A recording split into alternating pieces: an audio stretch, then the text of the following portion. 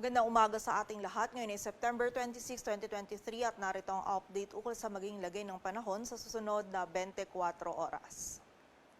Patuloy pa rin umiiral ang southwest monsoon o habagat dito sa may western section ng southern Luzon at Visayas, kung saan itong habagat ay magdudulot pa rin ng mga mataas na tsansa ng mga pag-ulan, lalong-lalo na yan dito sa may western section ng Visayas at ng southern Luzon. So pag-ingat pa rin po para sa ating mga kababayan sa posibilidad ng mga pagbaha at pagguho ng lupa. Samantala, yung low pressure area naman or LPA na minomonitor natin sa labas ng ating area of responsibility, dito yan sa may silangan ng Luzon ay nananatiling mababa yung tsansa na maging bagyo at hindi rin natin inaalis yung posibilidad na ito ay pumasok sa loob ng PAR sa mga susunod na araw, and also yung trough or extension nito sa mga susunod na araw ay posible ding magdulot ng mga pag-ulan dito sa may kanlurang bahagi ng Luzon. So continuous monitoring po tayo at patuloy na magantabay sa updates na ipapalabas ng Pag-asa. At para nga sa maging lagay ng panahon ngayong araw ng Martes, maulap na kalangitan at mga kalat-kalat na pagulan pa rin ang mararanasan dito sa bahagi ng Mimaropa, dulot yan ng habagat. Samantala, dito naman sa Metro Manila maging sa nalalabing bahagi pa ng Luzon ay magiging bahagyang maulap hanggang maulap yung kalangitan. Magiging mataas pa rin po yung tsansa ng mga pag-ulan, pagkidlat at pagkulog, lalong-lalo na yan sa hapon at gabi, dulot ng mga localized thunderstorms. And as early as noon or tanghali, posible na din po tayong makaranas ng mga panandalian or mga biglaang pag-ulan. And also itong mga pag-ulan na ito ay posible ding maging katamtaman hanggang sa mga malalakas na pag-ulan na maaaring magdulot pa rin ng mga pagbaha at pagguho ng lupa. So pag-ingat pa rin para sa ating mga kababayan. At kapag din po tayo ay lalabas, huwag din natin kalilimutan yung mga pananggalang natin dito sa mga pag-ulan na ito. Agwat ang temperatura dito sa Metro Manila ay mula 25 to 32 degrees Celsius. Samantala, sa bahagi naman ng Visayas at Mindanao ngayong araw ay makakaranas pa rin ng mataas na tsansa ng mga pag-ulan. Ang bahagi ng Western Visayas dulot pa rin yan ng habagat. Samantala, ang nalalabing bahagi naman ng Visayas maging ang buong bahagi ng Mindanao ay makakaranas pa din ng mga isolated na mga pag-ulan. Dulot pa rin yan ng mga localized thunderstorms. Ang ating mga regional offices ay nagpapalabas ng mga thunderstorm advisories or mga babala ukol sa mga pag-ulan na ito.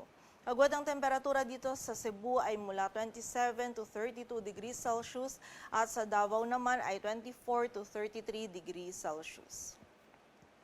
At para naman sa lagay ng dagat baybayin ng ating bansa, wala tayong nataas na gale warning kaya malayang makapalaot yung mga kababayan nating mga ngisda, pati na rin yung may mga maliliit na sasakyang pandagat. At para naman sa 3-day outlook ng mga key cities ng ating bansa, in the next 3 days, bukas yan ng Miyerkules hanggang sa Biyernes, ang bahagi ng Metro Manila at ng Baguio City, maging ang malaking bahagi pa ng Luzon, ay patuloy nga makakaranas ng bahagyang maulap hanggang maulap na kalangitan. Meron pa rin po tayong posibilidad ng mga panandalian at mga biglaang pag-ulan, pagkilat at pagkulog, dulot pa rin yan ng mga localized thunderstorm. So muli po, kapag tayo ay lalabas, huwag pa rin natin kalilimutan yung mga pananggalang natin dito sa mga pag-ulan na ito. Agwat ang temperatura sa Metro Manila ay mula 25 to 32 degrees Celsius.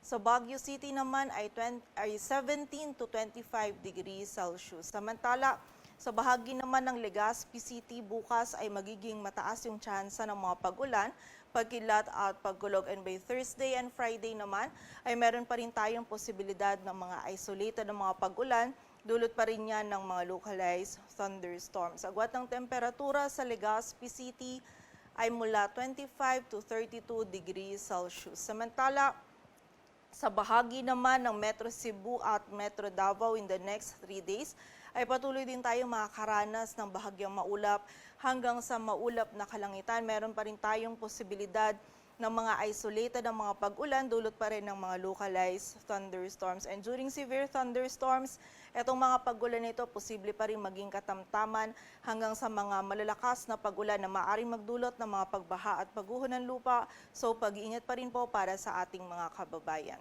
Agwat ang temperatura sa Metro Cebu ay mula 26 to 33 degrees Celsius at sa Metro Davao naman ay 24 to 34 degrees Celsius. Dito sa Metro Manila, ang araw ay sisikat mamayang 5:45 ng umaga at lulubog mamayang 5:50 ng hapon.